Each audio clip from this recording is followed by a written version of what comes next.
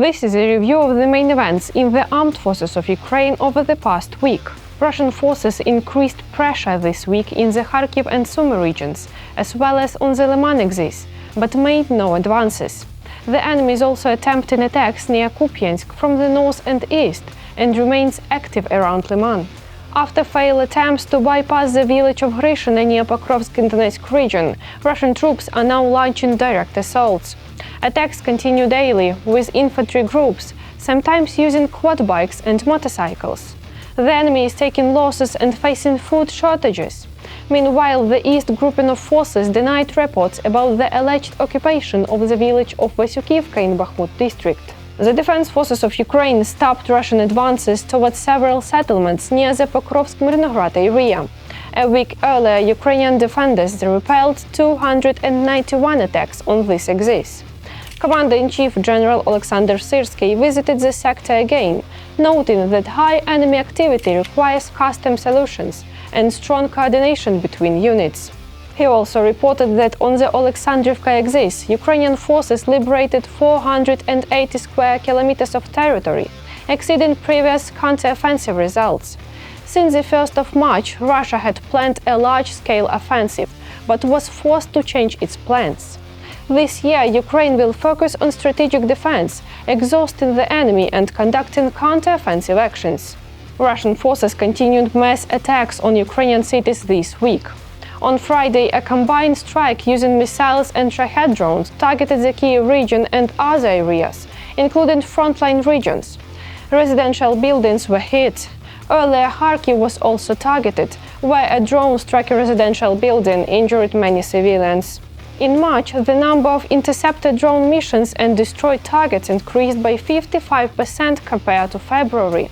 The armed forces are developing new effective ways to counter enemy drones after recent mass attacks. Since the beginning of spring, Ukrainian interceptor drones have destroyed more than 2,300 aerial targets. The highest efficiency is shown by domestically produced drones. The Ministry of Defense also reported overall growth in air defense effectiveness.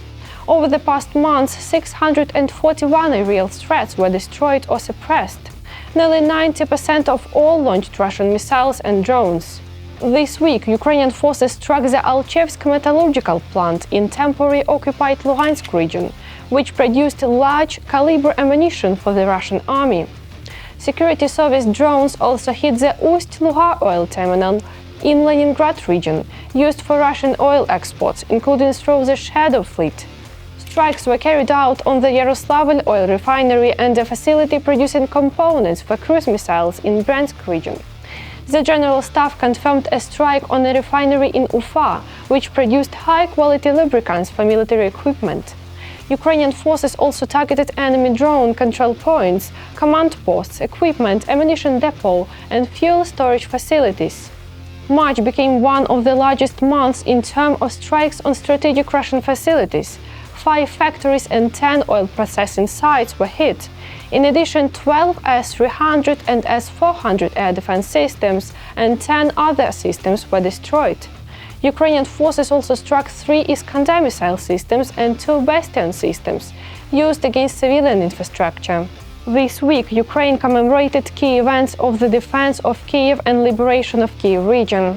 On the 30th of March 2022, the so-called Russian withdrawal turned into a full retreat under Ukrainian strikes. On the 31st of March, Bucha was liberated. Ukrainian forces witnessed the atrocities later known as Bucha massacre. Convoys of Russian military vehicles have begun leaving Ukraine via the Chernobyl zone. The next day, Ukrainian forces regained full control of Hostomel and its strategic airfield.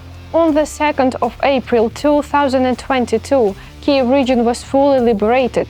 The battle for Kyiv lasted 36 days and ended in major strategic defeat for Russia. The capital remained free, while Russian forces suffered heavy losses in equipment and elite units.